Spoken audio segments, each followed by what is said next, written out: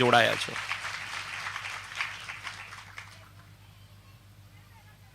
મારી શરૂઆત મેં હિન્દુ ધર્મથી કરી એટલે કરી મારા વાલા કે આજે આપણે હિન્દુ ધર્મ સાબિત કરવું પડે છે, કારણ કે આપણા આચરણમાં જ નથી.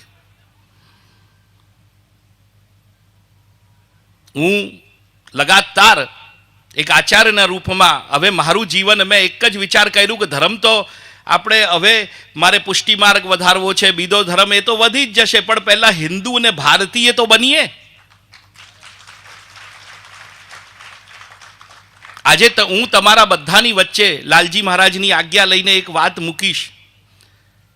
શું તમે મારી આ વાતને ઝીલશો?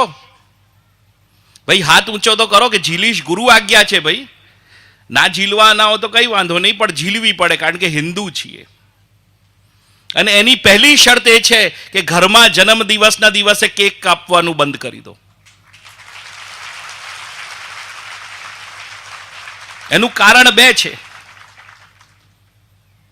કેક કેમ કાપીએ છીએ કે બાઇબલ કહે છે કે you are living in hell and you are cutting a year of hell. તમે નર્કમાં જીવો છો ને નર્કનો 1 વર્ષ કાપો છો.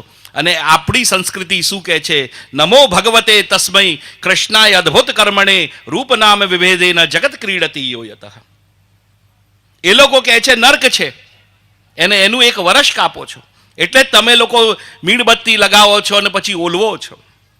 અને આપણે શું કહીએ છીએ કે નમો ભગવતે તસ્મૈ. અરે આપણું સૌભાગ્ય છે કે જ્યાં ભગવાન રામ અને ભગવાન કૃષ્ણનું પ્રાગટ્ય થયું, એમને ક્રીડાઓ કરી, એમનું પ્રાગટ્ય થયું, એ સ્થળ પર અમારું બી જન્મ થયું, એ આપણા સૌભાગ્ય.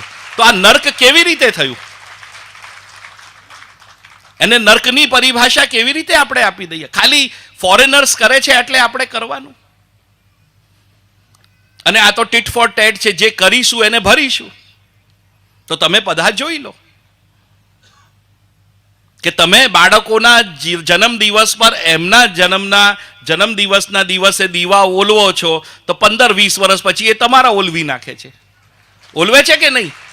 પછી તમે કહે છો કે છોકરા સાંભળતા નથી, કોઈ કહેવામાં આવે નહીં. તમે ગલતી કરેલી જ છે, શરૂઆતથી જ કરી છે. તમને પ્રેમ કરવા માટે 14 ફેબ્રુઆરી યાદ આવે છે. આખું દિવસ રોજ પ્રેમ ના કરાય, આખું વર્ષ પ્રેમ ના કરાય.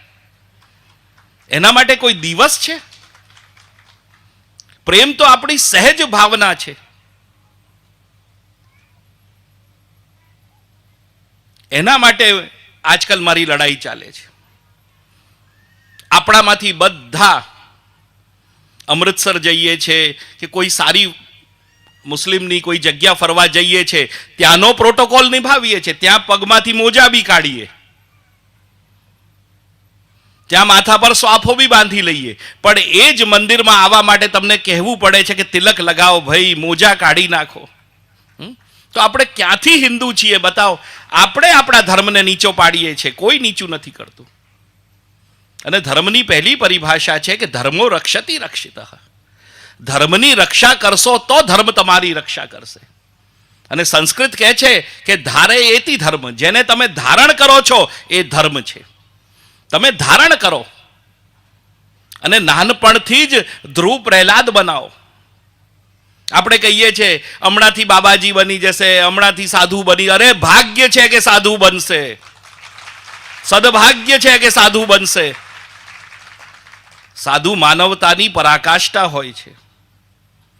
આપણે અંગ્રેજી મીડિયમ સ્કૂલોમાં નાખી દઈએ છીએ. અને એક વસ્તુ સમજી જાઓ, અંગ્રેજી મીડિયમની સ્કૂલ માત્ર તમને એકાંકીપણું શીખવાડશે, આઇસોલેશન શીખવાડશે, પણ ભક્તિ નહીં આપે.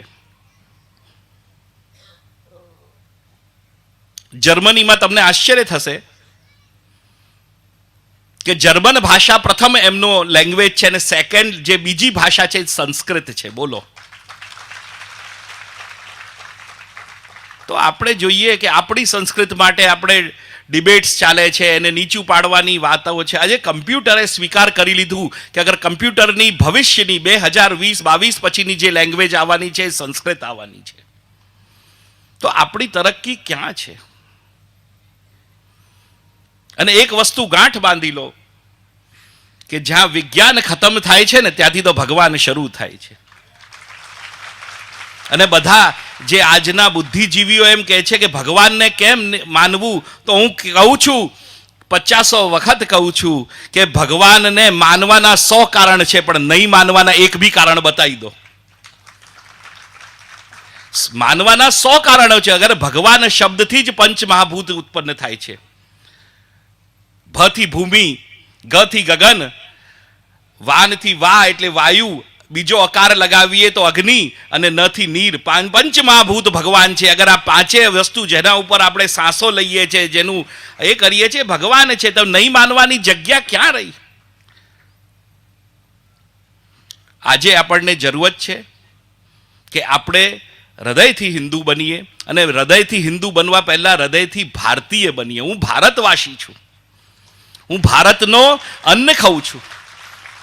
આજે આપણે બધા મીડિયામાં જોઈને અમારું તો દ્રવિત હૃદય થઈ જાય છે કે આપણે ક્યાં પહોંચી ગયા. આજે આપણે આપણા રામ મંદિર માટે, આપણી વ્યવસ્થા માટે આપણે લડવું પડે છે કે મારી જગ્યા મને આપો, અને એના માટે ડિબેટ્સ ચાલે છે. એ આપણા હિન્દુ ધર્મની કમજોરી છે. કારણ કે આપણે કોઈ, પેલો અકબરનો એક પ્રસંગ મને યાદ આવે છે કે અકબરની એક દિવસ ઈચ્છા થઈ, એના કોઈ મોટો ખાડો ખોદેલો, એની ઈચ્છા થઈ ગઈ. એને બિરબલને કીધું કે બિરબલ, મારી ઈચ્છા છે કે આપણી 10 લાખ માણસની જનસંખ્યા છે, એમાં મારે આને દૂધનો સરોવર બનાવવો છે. તો એને કીધું કે ઢીંડોરો પીટી નાખ, કાલે હું સવારે પાછો આવું ત્યારે આ દૂધનો સરોવર જોઈએ મને.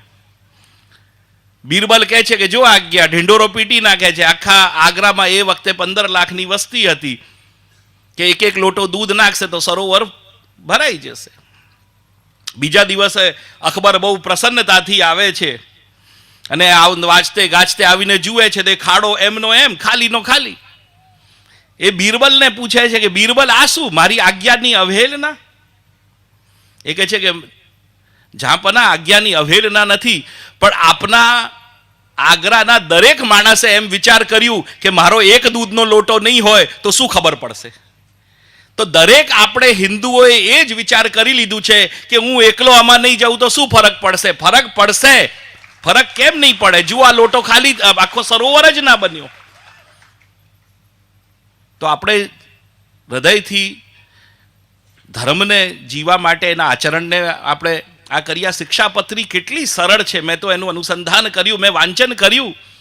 ત્યારે શ્રી હરિરાયજી, અમારા મહાપ્રભુની શિક્ષાપત્રી અને શિક્ષાપત્ર અને આ શિક્ષાપત્રી આચાર્યો કેટલી વ્યવસ્થા કરી છે. ડગલે ને પગલે તમને જીવન જીવવાની કલા, આર્ટ ઓફ લિવિંગ તમને આપ્યું છે, અને તમે કોઈ બી રીતે સ્વીકારી શકો છો. તમે એવું નથી, જે ગરીબ છે એ બી ભક્તિ કરી શકે છે, અને જે દ્રવ્યથી ભરેલો છે એને પણ બી ભક્તિનું શિક્ષાપત્રી એટલું સરસ રસ્તો બતાવે છે. અને જેમ કે પૂજ્ય સ્વામીજીએ કીધું કે શ્રી ગુસાઈજીએ શું કર્યું. વિઠ્ઠલનાથજી, જેનું શિક્ષાપત્રીના 80 ને 81માં શ્લોકમાં વાંચે કે ઉત્સવ વ્રત પ્રણાલિકા એ પુષ્ટિમાર્ગ સાથે ચાલવી. એનું કારણ શું છે કે સેવા રીત પ્રીત બ્રજજન કી, બ્રજ હિત બ્રજ પ્રગટાઈ. ભગવાનની સેવા કેવી રીતે કરવી, કયા ભાવથી કરવી, વ્રજ ભક્તોએ કયો ભાવ એમાં નાખ્યો,